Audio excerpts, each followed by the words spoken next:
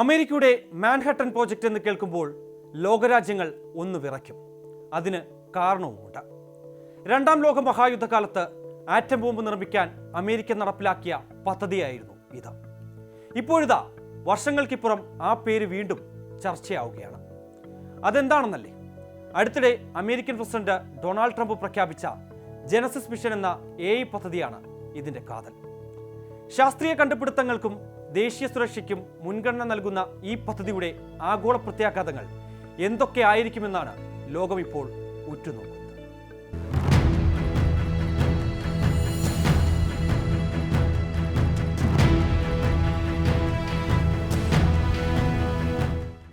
ശാസ്ത്ര സാങ്കേതിക രംഗത്ത് അമേരിക്കയുടെ ആധിപത്യം ഉറപ്പിക്കാൻ ലക്ഷ്യമിട്ടുള്ള ഒരു ബൃഹത്തായ പദ്ധതിയാണിത്.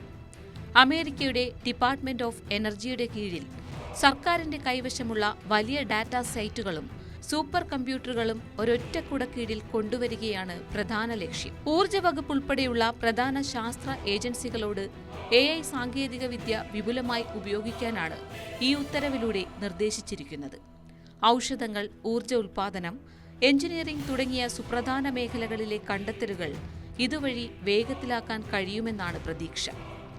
White house office of science and technology policy മേധാവി മൈക്കിൾ ക്രാറ്റ്സിയോസ് ഈ നീക്കത്തിന് പിന്തുണ നൽകിയിട്ടുണ്ട്. ഈ മിഷനിൽ ഊർജ്ജ വകുപ്പിന്റെ പങ്ക് നിർണായകമാണ്. DOEയുടെ 17 ദേശീയ ലബോറട്ടറികളിലുള്ള ബൃഹത്തായ ഡാറ്റാ സെറ്റുകൾ AI ഉപയോഗിച്ച് വിശകലനം ചെയ്യുമെന്ന് ഊർജ്ജ സെക്രട്ടറി ക്രിസ് റൈറ്റ് അറിയിച്ചു.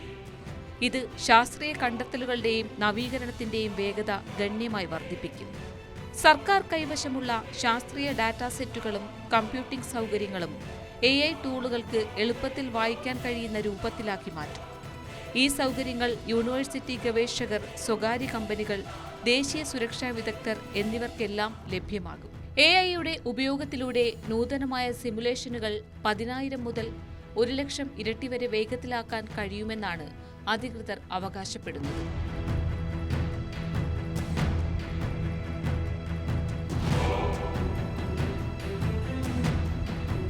ട്രംപ് ഭരണകൂടം ഈ പദ്ധതിയെ മാൻഹട്ടൻ പ്രോജക്റ്റുമായി താരതമ്യം ചെയ്യുന്നത് യാദൃച്ഛികമല്ല.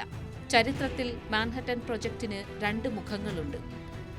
അത് ജനസിസ് മിഷനിലും പ്രസക്തമാണ്. മാൻഹട്ടൻ പ്രൊജക്ട് ഭൗതികശാസ്ത്രത്തിൽ വലിയ മുന്നേറ്റമുണ്ടാക്കി.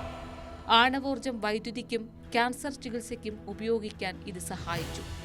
സമാനമായി ജനസിസ് മിഷൻ വൈദ്യശാസ്ത്രത്തിലും ഊർജ്ജരംഗത്തും വിപ്ലവകരമായ മാറ്റങ്ങൾ കൊണ്ടുവരുമെന്നും പ്രതീക്ഷിക്കുന്നു. മറുവശത്ത് മാൻഹട്ടൻ പ്രൊജക്ട് ഹിരോഷിമയിലെയും നാഗസാക്കിയിലെയും ദുരന്തങ്ങൾക്ക് വഴിവെച്ചു. അത് ലോകത്തെ ഒരു ആയുധ പന്തയത്തിലേക്ക് തള്ളിവിട്ടു. AI സാങ്കേതികവിദ്യയുടെ കാര്യത്തിലും സമാനമായ ആശങ്ക നിലനിൽക്കുന്നുണ്ട്. ഇത് മനുഷ്യന്റെ നന്മയ്ക്കപ്പുറം വിനാശകരമായ ഓട്ടോണമസ് ആയുധങ്ങൾ നിർമ്മിക്കാൻ ഉപയോഗിക്കപ്പെടുമോ എന്ന ഭയം ശക്തമാണ്.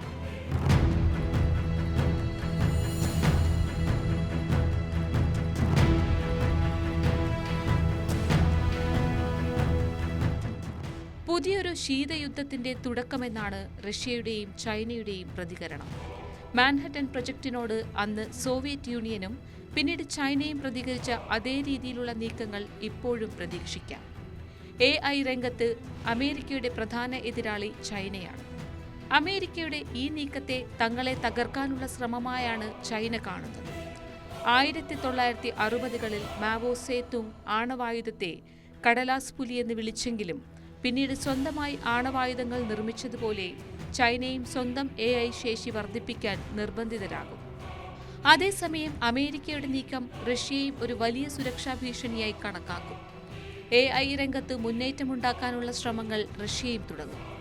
അമേരിക്കയ്ക്ക് മുന്നിൽ ശക്തനായ എതിരാളിയായി റഷ്യയും ഉയർന്നു.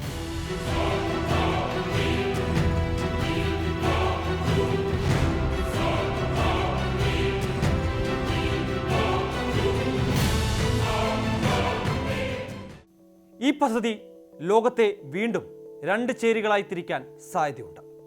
ആണവായുധ മത്സരം പോലെ AI സാങ്കേതിക വിദ്യയിലും ആരാണ് മുൻപിൽ എന്നറിയാനുള്ള മത്സരം ശക്തമാകും. അതോടൊപ്പം ജനസിസ് മിഷൻ ശാസ്ത്രീയമായി വലിയൊരു കുതിച്ചുചാട്ടത്തിന് വഴിയൊരുക്കും എന്നതിലും തർക്കമില്ല. എന്നാൽ ഇതിനെ മാൻഹാട്ടൻ പ്രോജക്റ്റുമായി താരതമ്യം ചെയ്യുമ്പോൾ ഇതൊരു കേവല ശാസ്ത്ര പദ്ധതിയല്ല, മറിച്ചൊരു ശക്തി പ്രകടനമാണ്. ആണവോർജം ലോകത്തിന് വെളിച്ചവും വിനാശവും നൽകിയതുപോലെ എയും എങ്ങനെ ഉപയോഗിക്കപ്പെടുന്നു എന്ന് അനുസരിച്ചാകും വരുംകാല ചരിത്രം രേഖപ്പെടുത്തുന്നത്.